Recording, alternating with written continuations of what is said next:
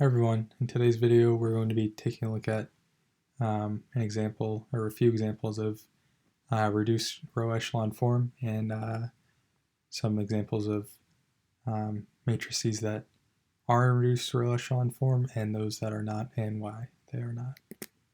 So our example is as follows. So some of the following matrices are already in reduced row echelon form while others fail to satisfy all four conditions. So we're asked to determine which matrices are in reduced row echelon form and which are not, and explain why. So pause the video, work through your own solution, and then in the next few slides I'll work through each of these. So this first one, letter A, it's just a basic diagonal matrix with ones. So this is in reduced row echelon form with 3 pivot columns as indicated.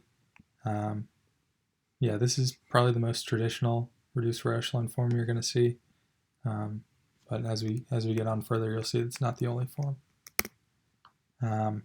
Yeah, so beginning with B, we can see that this is also in reduced row echelon form. So we have pivot column here because of the leading ones, and then no leading one here, which is why it's okay that we have this 2 in this column. So this is our first example of a non-reduced row echelon form matrix. So we have a leading one here, but no leading one here. So this could easily be reduced row echelon form if we did some elementary row operations on the second row, and then divided by 2 multiplied by 1/2.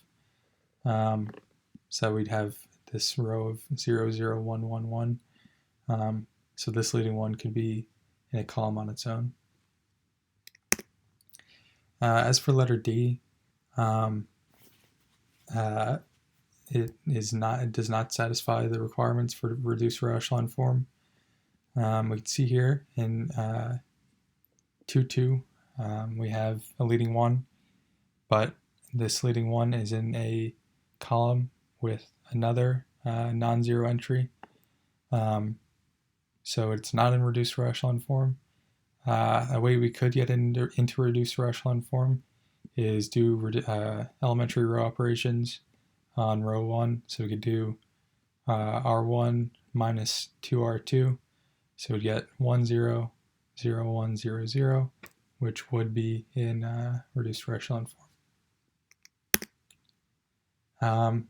This matrix is also in reduced row echelon form.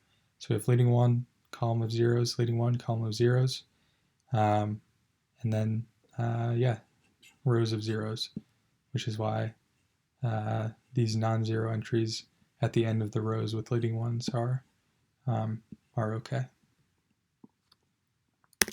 So finally, we have this matrix here, which is not in reduced row echelon form. So the reason for that is we have a leading one here, but we also have a leading one here. So the leading one in a row must be to the right of all leading ones in rows above it. So we can see that we have a leading one here, which means the next leading one that we could have is here, but we have one here. So that doesn't satisfy it. Also, similar to the last non-reduced row echelon form matrices we looked at, we have a leading one here, and then if we take a look at the column, we have a non-zero entry here. So how can we fix this? We're going to do elementary row operations on this 4th row. So we can do R4 minus R3, get rid of this 1, make it a 0, and then we have a leading one here with a column full of zeros.